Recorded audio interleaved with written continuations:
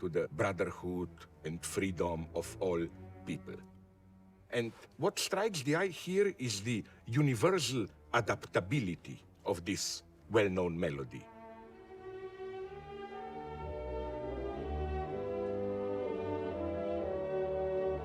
It can be used by political movements which are totally opposed to each other. In Nazi Germany, it was widely used to celebrate great public events.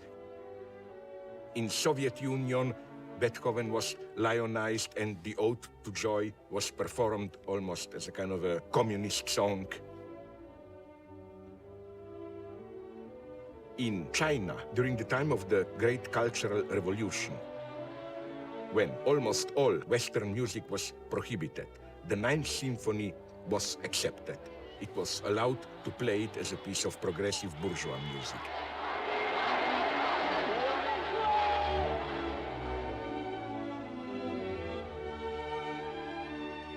At the extreme right, in South Rhodesia, before it became Zimbabwe, it proclaimed independence to be able to postpone the abolishment of apartheid.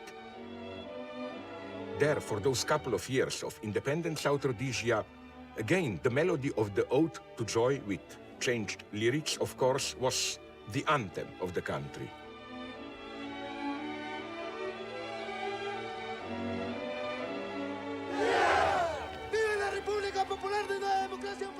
At the opposite end, when Abimael Guzman, Presidente Gonzalo, the leader of Sendero Luminoso, the Shining Path, the extreme leftist guerrilla in Peru, when he was asked by a journalist which piece of music is his favorite, he claimed again Beethoven's Ninth Symphony, Ode to Joy.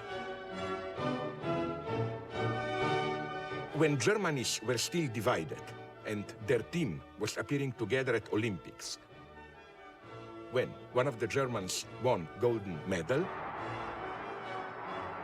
again, Ode to Joy was played instead of either East or West German national anthem.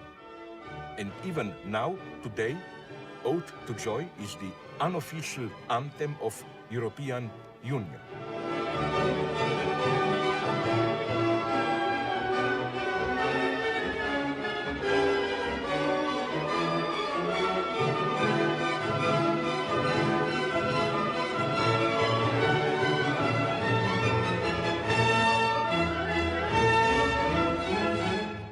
So it's truly that we can imagine a kind of a perverse scene of universal fraternity where Osama bin Laden is embracing President Bush, Saddam is embracing Fidel Castro, white racist is embracing Mao Zedong, and all together they sing Ode to Joy.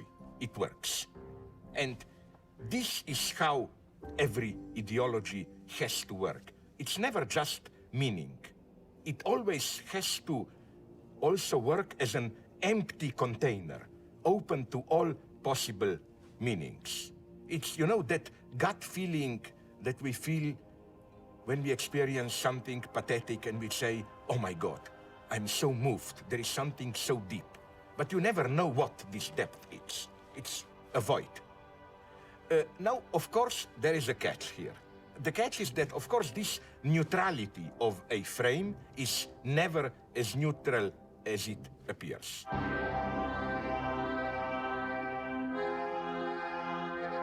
Here, I think, the perspective of Alex from The Clockwork Orange enters.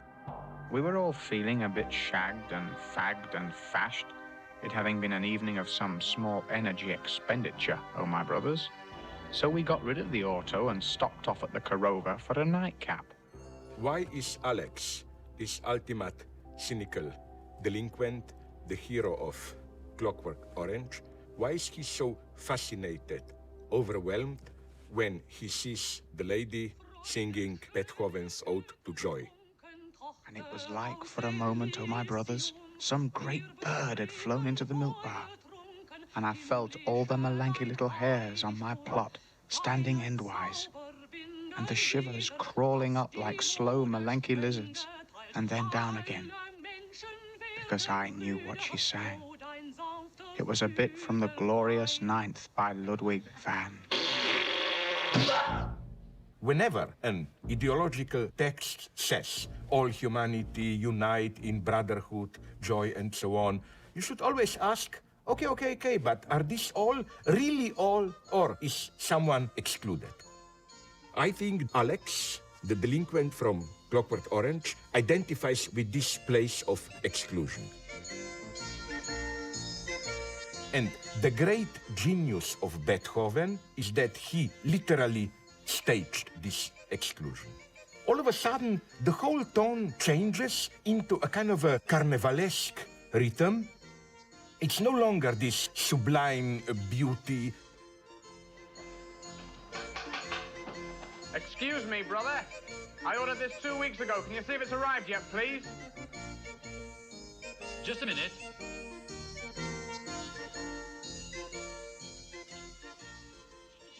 We hear this vulgar music precisely when Alex enters a shopping arcade, and we can see from his movements that now he feels at home. He's like fish in the water.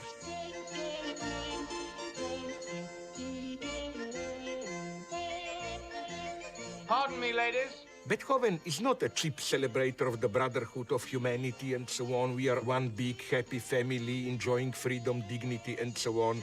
Enjoying that, are you, my darling? The first part, which is falsely celebrated today, you hear it in all official events, is clearly identified with Beethoven as ideology, and then the second part tells the true story of that which disturbs the official ideology and of the failure of the official ideology to constrain it, to tame it. This is why Beethoven was doing something which may appear difficult to do. He was already, in a purely musical work, practicing critique of ideology. If the classical ideology functioned in the way designated by Marx in his nice